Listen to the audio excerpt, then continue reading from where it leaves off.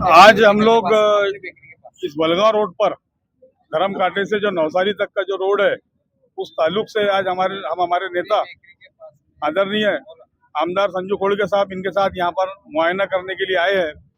मैं आपके चैनल के माध्यम से ये बताना चाहूँगा कि ये इस रोड के लिए तकरीबन हम 3-4 साल से मेहनत कर रहे थे और हमने हमारे आमदार साहब को इस रोड के बारे में अवगत करा चुके थे और वो लगातार इसके पीछे 1 साल से लगे हुए थे और ये 1 साल की मशक्कत के बाद में ये रोड का जो काम है ये बन रहा है।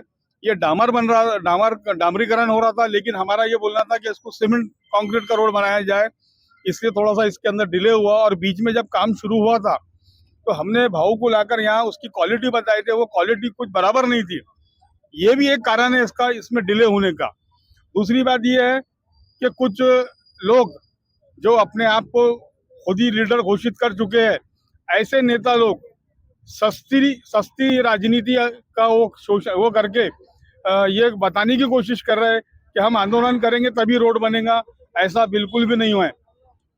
मैं ये बोलना चाहूंगा, आज समाज के जो मेन मुद्दे हैं उससे ये नेता लोग क्यों भाग रहे?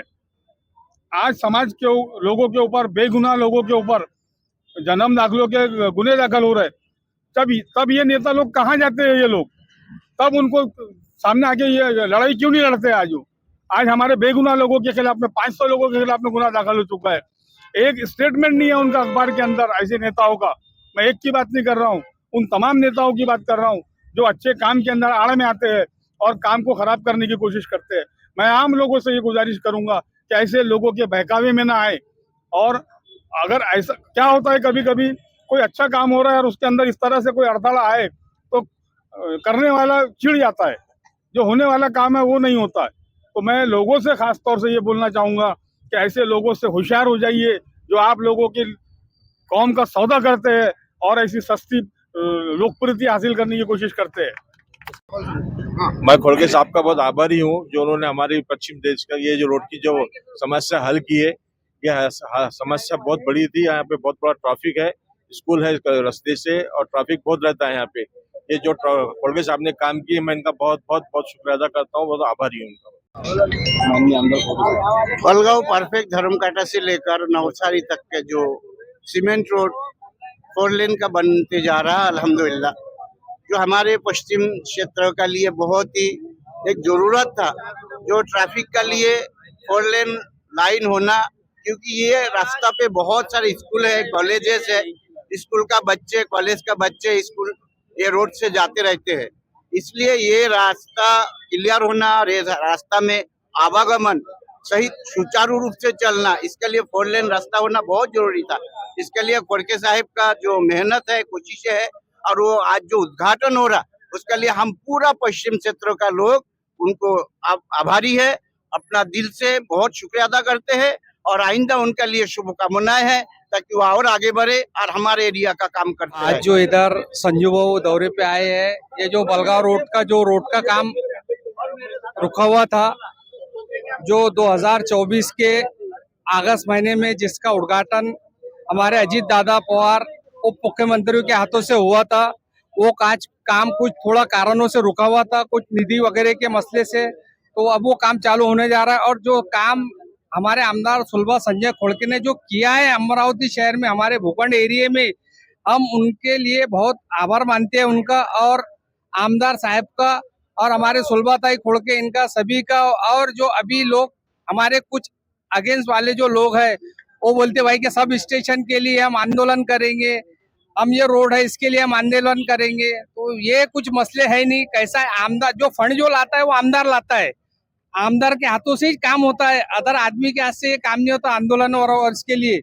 और हमारे आज जो संजू भाऊ आज ये सर्वे के लिए आए थे कि भाई उन्होंने अपने PWD के लोगों को बुलाया था, ऑफिसरों को बुलाया था कि काम 2-3 दिन में चालू हो जाए।